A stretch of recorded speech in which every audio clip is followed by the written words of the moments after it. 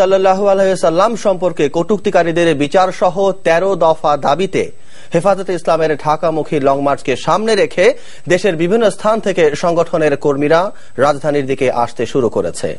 পরিবহন সংকটের কারণে অনেকে পায়ে হেঁটে রওনা হয়েছেন। পরিবহন মালিক সমিতি দেশের বিভিন্ন স্থান থেকে দূরপাল্লার যাত্রীবাহী বাস চলাচল বন্ধ করে দেওয়ায় ঢাকা আসতে পারছেন না অনেকে, ফলে স্থানে স্থানে সড়ক অবরোধ করে রেখেছেন তারা। পরিবহন ব্যবস্থা অচল হয়ে পড়ায় ভোগান্তিতে পড়েছেন সাধারণ যাত্রীরাও। এদিকে নাশকতার আশঙ্কায় আজ রাত থেকে কাল সকাল পর্যন্ত চট্টগ্রাম সহ দেশের বিভিন্ন এলাকা থেকে ঢাকামুখী 10টি ট্রেন বাতিল করেছে রেলওয়ে কর্তৃপক্ষ। কুমিল্লা ও রাজবাড়ীতে হেফাজতে ইসলামের কর্মী বহনকারী বেশ কিছু গাড়ি ভাঙচুরের ঘটনাও ঘটেছে। প্রতিনিধিদের পাঠানো তথ্য ও ছবি নিয়ে ডেস্ক রিপোর্ট। চট্টগ্রামের জমিয়তুল ফালাহ মসজিদের সামনে থেকে সকালে কিছু বাস ঢাকার উদ্দেশ্যে রওনা হলেও ঢাকায় আসার অপেক্ষায় জমিয়তুল ফালাহ মসজিদের সামনে অবস্থান করছে হাজার হাজার হেফাজতে ইসলাম কর্মী। জুমার নামাজের আগেই যশোরে অর্ধশতাধিক বাস নিয়ে লং মার্চে অংশ নিতে ঢাকার উদ্দেশ্যে যাত্রা শুরু করেন হেফাজতে ইসলামের কর্মীরা।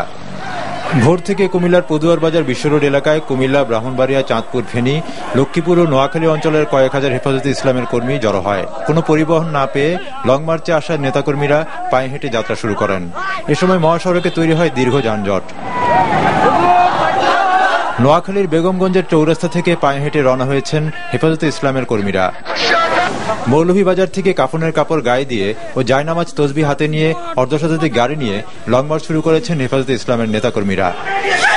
খুলনায় জুমার নামাজের শেষে হেফাজতে ইসলামের কর্মীরা বিভিন্ন মসজিদের সামনে সমবেত হতে চাইলে বাধা দেয় পুলিশ। রাজশাহী ঢাকা রুটে দূরপাল্লার বাস চলাচল সকাল থেকে বন্ধ করে দিয়েছে পরিবহন মালিক সমিতি। ভোরে কয়েকটি বাস ঢাকার উদ্দেশ্যে ছাড়া হলেও সকাল 8টার পর তা পুরোপুরি বন্ধ হয়ে যায়। এতে ভোগান্তিতে পড়েছেন সাধারণ যাত্রীরা। এসেছিলাম ঢাকায় যাওয়ার জন্য ফ্যামিলি নিয়ে, তো এসে দেখলাম কাউন্টারে কোনো গাড়ি নাই। নিরাপত্তাহীনতার কারণ দেখিয়ে সিলেটে শুক্রবার সকাল থেকে ঢাকাগামী বাস চলাচল বন্ধ রাখা হয়েছে।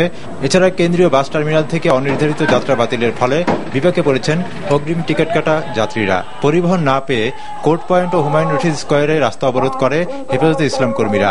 অনেক সাথী আছে যারা যাইতে পারেন না গাড়ি না থাকার কারণে। আমার মালিক যেটা বিবেচনা করছে তার গাড়ি ক্ষয়ক্ষতি থেকে আজকে ব্যবসা 2-3 জন তার গাড়ি ছাড়া থেকে তার গাড়ি একটা ক্ষয়ক্ষতি হয়ে গেল, সেটা ফিরে পাচ্ছে না। কক্সবাজার থেকে চট্টগ্রাম ও ঢাকামুখী সব ধরনের দূরপাল্লার যানবাহন চলাচল বন্ধ করে দিয়েছেন পরিবহন মালিকরা।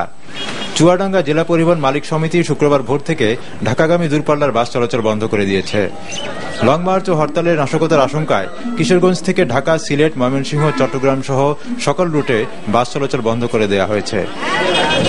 এদিকে যাত্রী না থাকায় মাদারীপুরের মাওয়া কাওড়াকান্দি রুটে ফেরি সহ সব ধরনের নৌযান চলাচল বন্ধ রেখেছে ঘাট কর্তৃপক্ষ।